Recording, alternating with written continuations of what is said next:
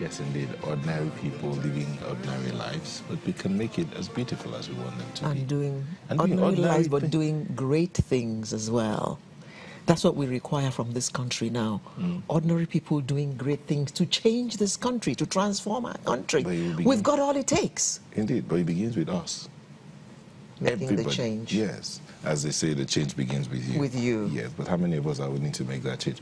So we're starting with the present state of insecurity in Nigeria, ranging from kidnapping, herdsmen, farmers, crisis, insurgency, other social vices in the country.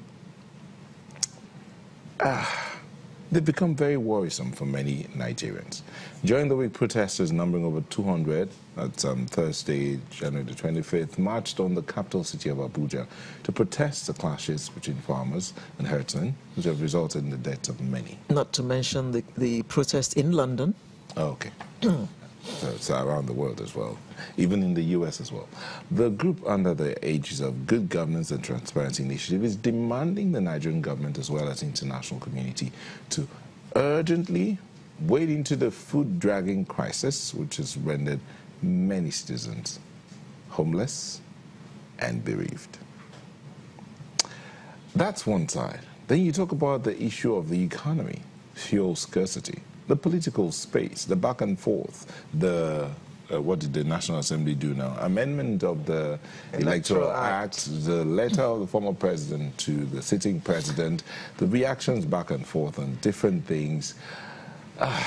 Well, so this is some of the things we'll be looking at today, and to help us explore this matter, the wide range of issues, we have in the studio here Mr. Norua Edokpolo, a development expert. Thank you for joining us. Thank you very much. It's my pleasure again. We'll have some guests joining us from our Abuja studio, but we'll get to them shortly. Mr. Edokpolo, when you sit back and look at the Nigerian space, Alera said something, I said, there's a way Nigeria pulls you wherever you are, whether you're in your house, on the road, wherever, the country just pulls you, and you can't help but love this country. As someone will say, as annoying as that may be sometimes. That's exactly. Yeah. But tell us, what do you perceive? You know, as you were, taking your opening remarks, what came to my mind was things fall apart. Remember, what's his name? Okonkwo. Things fall apart, the center can no longer hold mere anarchy. And it's unfortunate, but, I mean, that's the impression you get. It's almost as if nobody's in charge. And people are just doing what they like in their own corners, and to hell with everybody. It's almost as if there's impunity. And, so it's almost like where, you watch some of those films about post-nuclear war where there's no law, folks just do what they like. Unfortunately, that's the impression you get, from kidnapping to the herdsmen to, to name it. So it's unfortunate, it's sad. Because we've been here before. Yeah. I mean, we've been here before, and it's like a yo-yo, At the beginning, hopes are high, great expectations, and it's like at the different levels, our leaders have mastered the act of letting us down. It's unfortunate, but that's our reality. Oh dear, oh dear. In the course of the week, when George Weah was sworn in as president, there was jubilation. A younger head of state somewhere in Africa. Elections are coming in 2019, and people are actually gearing up now, raring to go. Do you see anything in the firmament? Like, do we expect any kind of change in the, should I say, age-old practice of having old men in charge? When I think of this, what I can say is that if there's anything we've gained, we can say now as Nigerians that we should have a consensus that it's not religion, because we've had good, pious, Muslim, great Christian. It's not tribe. We've had a minority. We've had a majority.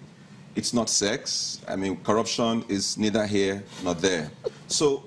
Oh, it's here and there. Thank you very much. So what we need to do is to create a new checklist, a new template that if you're going to, rank things, all the things I mentioned shouldn't come in the first 100.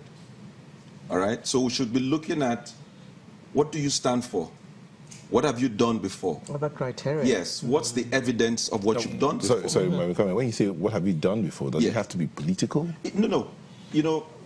Hitherto, what happens is people just say things. I mean, President Buhari said, I am for nobody, I am for everybody. Evidently, that wasn't correct. I mean... why do you say that? Oh, because, I mean, it's clear that he seems to be for some people. I don't think it's for me. I don't know about you. It's unfortunate, but that's what he said. You being minority.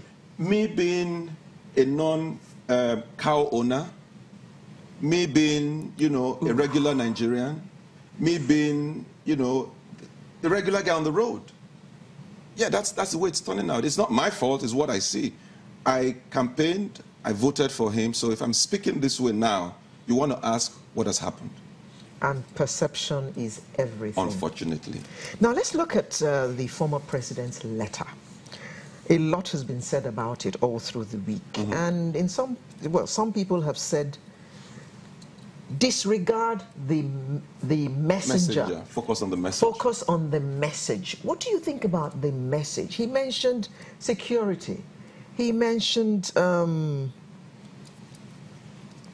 Nepotism. Oh, that was the big one. It was mentioned. The economy. Yes. Talk about corruption. And other people say the man has just voiced what 100 million of us are thinking. True. And we haven't got the time or the space to say it. True. He's just echoing what's in our minds. True. What's your take? I agree with that statement 120%. Forget about whatever anybody is saying about, Baba. That's not the point. The point is the things that he wrote. I was watching the information minister, and actually my heart went out to him. That's not him. On a good day, if Alhaji Lai Mohammed that we know was to respond as we know him, oh, come on. So I mean, it's sad. For me, it's painful. I feel personally let down. We had high hopes.